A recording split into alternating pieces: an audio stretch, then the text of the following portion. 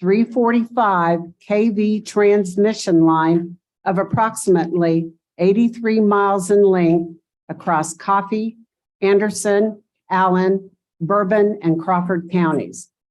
Tonight's hearing will operate in two parts. Part one will be an informational session. During this portion of the hearing, the commissioners will recess to another room to allow NextEra and commission staff to make brief presentations. Following the presentations, there will be an opportunity for you all to ask questions, but we are not in the room and we will not be listening, okay? So I know it sounds kind of weird, but this is how we do public hearings. After the question and answer session in part one, there'll be a short break during which, and we don't want anybody to leave, but there'll be a short break, and then we will come back up here and we will then hear your comments. And hopefully you all have signed up with our table out back. And also, once we've gone through the whole list, if anybody didn't sign up, but they've decided they want to make a comment, we will ask from the audience. In part two, I will preside for the commission over the public hearing, and comments will be made in part two. And then these comments are part of the record. The commissioners consider your comments important in the decision-making process. The legislature has charged the commission with the responsibility of protecting the rights of all interested parties, including those of the general public. If you plan to address the commission with comments in part two, again, please sign up or be available and we'll call on you at the end if you've not signed up. Okay, so now we're going to recess, and I'm going to turn the hearing over to the commission's assistant general counsel and the pre-hearing officer in this docket. And this is Mr. David Cohen. And he will moderate part one of tonight's agenda. I hope you find it informative.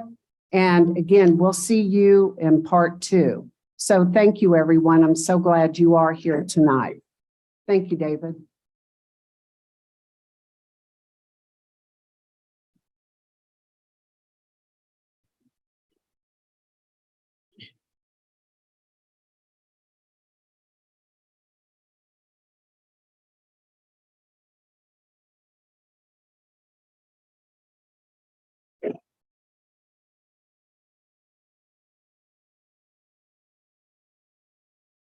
Good evening.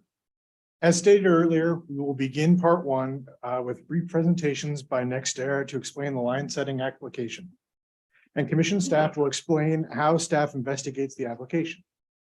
Afterwards, you will have an opportunity to ask questions. At this time, I would like to introduce Jacqueline Blakely, Executive Director for Asset Execution at NextEra, to discuss the line setting application. Thank you, Mr. Cohen. If we can get the slides moving here.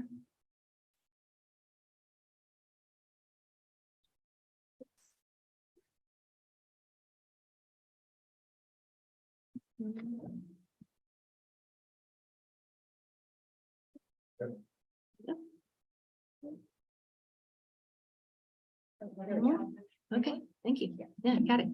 Well, I want to reiterate Mr. Cohen and the commissioners' appreciation for everyone's attendance this evening to participate in this process with us. We know this is your personal time, so thank you for that. So again, my name is Jackie Blakely. So I am responsible for oversight of our transmission projects as they move into the execution stage.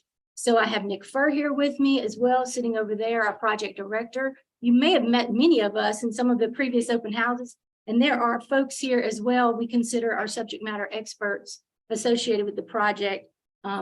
Everything from environmental to land to construction, and our engineering as well. So we are here today to engage with you in Q&A.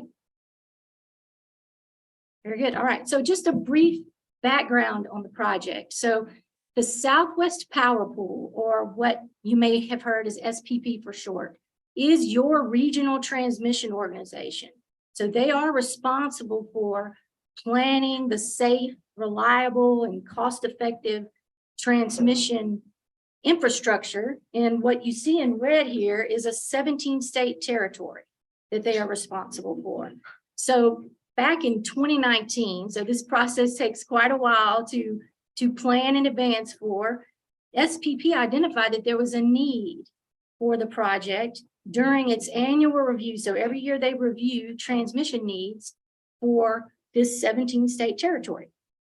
And in 2021, SPP released what we call a request for proposal, or a competitive solicitation process, where they go out and say, you know, we are looking for companies that can bid on this work and can do it cost effectively.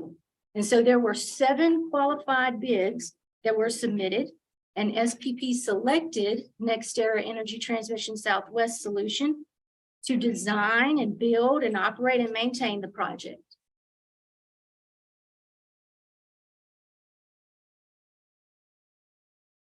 So what is this project? 345 kilovolt transmission line. So it is new, that runs from the Evergy's Wolf Creek substation in Coffey County, Kansas. So you see the map there, and there are larger maps out in the hall there that we've looked at together.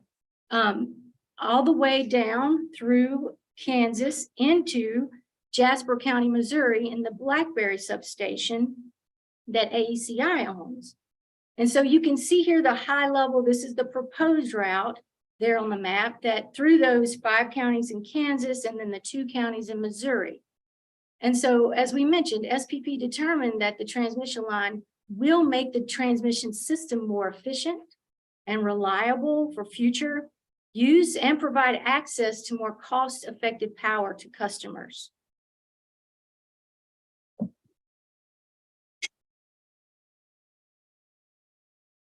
So just a few highlights of the benefits that, so SPP in their study determined that when the project was submitted, that it would provide millions of dollars of savings over the life of the project. And this is mentioned in terms of congestion savings. So I wanted to take just a minute and say, congestion savings come from where we would be adding a path, an additional path with this new transmission line that gives options for more cost-effective power to reach customers in Kansas. And while we will be investing as well during the project construction, we've got local jobs that are created. The local economy is also positively impacted during construction. We're using local vendors where possible, and of course, domestically sourcing materials where we can.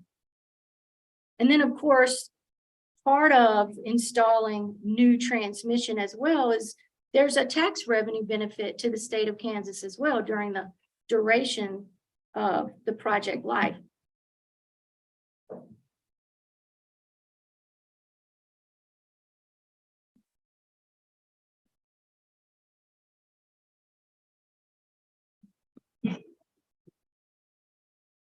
All right. So there are a wide range of factors and considerations that are made during the preliminary routing process, which makes it no easy task. But as you can see here, you know, just thinking out and starting with the environmental impacts, as we are looking at how do we preliminarily route a transmission line of this length, we have to consider the wetlands, the forestry that we are going to be providing through right